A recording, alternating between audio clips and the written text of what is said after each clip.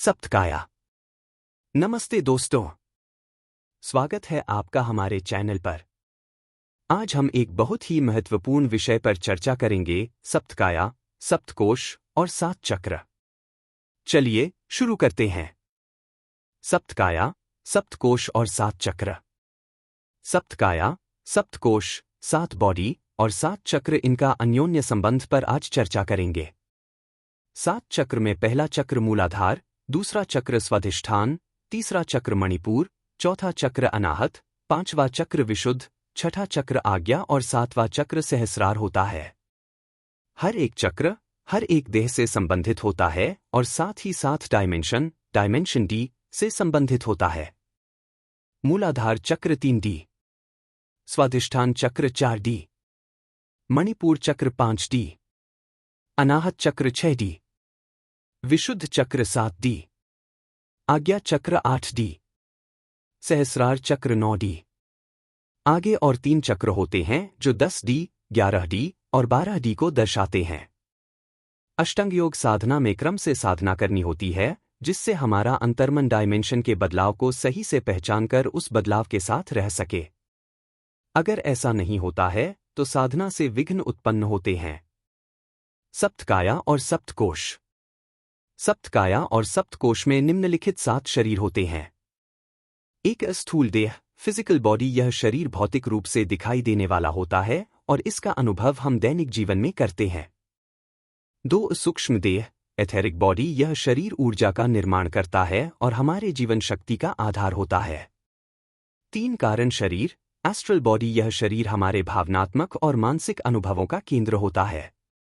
4 महाकारण कोश, mental body, यह शरीर हमारे विचारों और मानसिक प्रक्रियाओं का प्रतिनिधित्व करता है। 5 हंसदेह, स्पिरिचुअल बॉडी, यह शरीर आध्यात्मिक स्तर पर हमारी पहचान का प्रतीक है। 6 परमहंसदेह, कॉस्मिक बॉडी, यह शरीर ब्रह्मांडीय ऊर्जा और चेतना से संबंधित होता है। 7 कैवल्य परमहंसदेह, बाइंडिंग अनबाइंडिंग बॉडी, यह शरीर अद्वैत और कैवल्य की अवस्था का प्रतिनिधित्व करता है। स्थूल देह, फिजिकल बॉडी और उसका महत्व।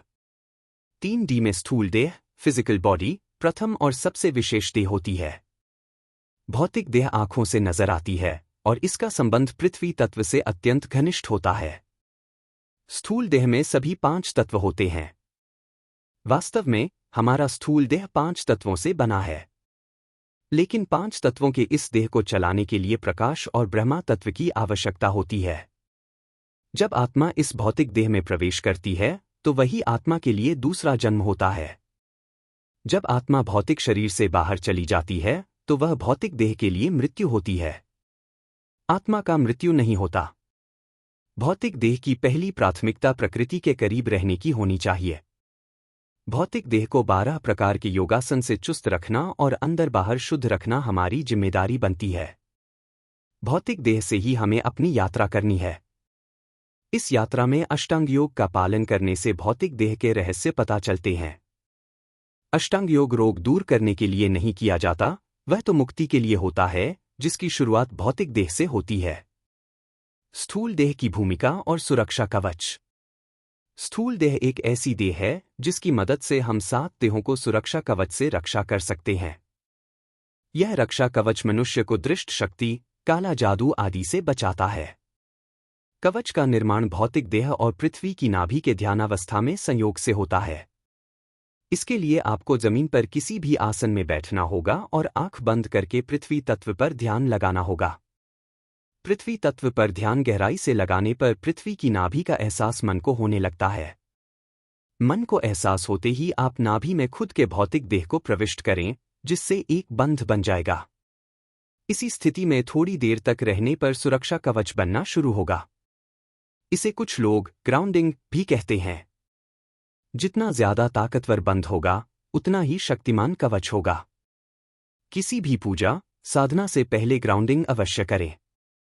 भौतिक देह और प्रकृति का संबंध। भौतिक देह का संबंध प्रकृति से है। जितना पास निसर्ग के साथ रहेंगे उतना ही अच्छा भौतिक देह रहेगा।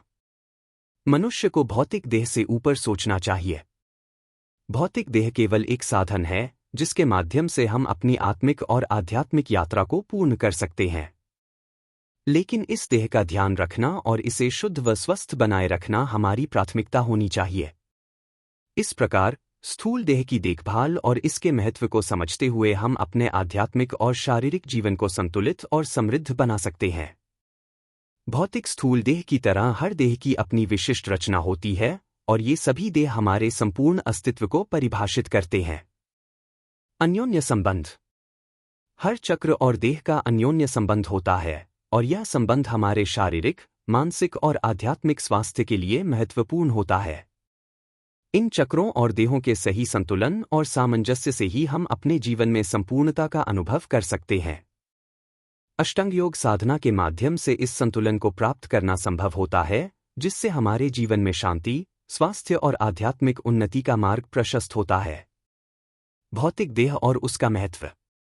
भौतिक देह बुनियादी देह होती है और जिसका भौतिक देह निरोगी होता है, उसके सारे देह भी मजबूत होते हैं। भौतिक देह का संबंध 3D से है और मूलाधार चक्र से है। मूलाधार चक्र सब चक्र का मूल आधार है। जब आधार मजबूत होगा तब आगे साधना अच्छी तरह से आगे बढ़ेगी। साधना को क्रम से करना चाहिए। शुरुआत मूलाधार, भौतिक देह 3D से करके उसके बाद दूसरा चक्र स्वाधिष्ठान, जो इथेरिक देह, सूक्ष्म देह को दर्शाता है। 3D से 4D परिवर्तन सूक्ष्म देह के अनुभव से होता है। ऐसा अनुभव स्वाधिष्ठान के जागृत होने पर होता है। मूलाधार जागृत होने के बाद स्वाधिष्ठान चक्र जागृत करने की साधना करनी चाहिए। सही क्रम से साधना अनिवार्य होती है। सूक्ष्म देह और उसका अनुभव। आज हम सूक्ष्म देह के बारे में बात करेंगे। सूक्ष्म देह को कैसे जानें, इसका एक आसान तरीका आपको बता देता हूं। ईश्वर इतने उदार हैं कि सबको सूक्ष्म देह के बारे में पता होता है। सूक्ष्म देह स्वप्न में पता चलता है। स्वप्न में हमारा देह सूक्ष्म देह होता है। इसे कुछ विद्वान स्वप्न देह कहते हैं। जब हम सोचते हैं और चित्त पर किसी घटना का चित्रण होता है तो उसमें अपने आप को देखा जाता है, वही सूक्ष्म देह है। सूक्ष्म देह भौतिक दुनिया और अंशतरल दुनिया के बीच संदेश पहुंचाता है। सूक्ष्म देह और स्वप्न। हमने देखा है कि ज्यादातर दैवी दृष्टांत स्वप्न के जरिए होते हैं, क्योंकि उस शक्ति को सूक्ष्म देह से बात करना बहुत आसान होता है, जबकि भौतिक देह से बात करना मुश्किल होता है। जब स्वाधिष्ठान पूरी तरह से जागृत होता है तो स्वप्न को काबू किया जा सकता है। साधक को हमेशा स्वप्न पर काबू करने का प्रयास करना चाहिए। इसे लूसिड ड्रीमिंग कहते हैं। सूक्ष्म देह जितना ताकतवर होता है, उतना ही लूसिड ड्रीमिंग में आप ज्ञान को अर्जित कर सकते हैं। स्वाधिष्ठान का जागृत होना लूसिड ड्रीमिंग के रूप में फलदायी होता है। स्वप्न में जो भी होता है वह सब हमारे ही सूक्ष्म देह के अनेक रूप होते हैं। कैसे ईश्वर इतने सारे रूप ले सकता है, उसका उत्तर आसान है, जैसे स्वप्न में सूक्ष्म देह लेता है। इसका साक्षात्कार सूक्ष्म देह के कारण होता है। साधना और ज्ञान।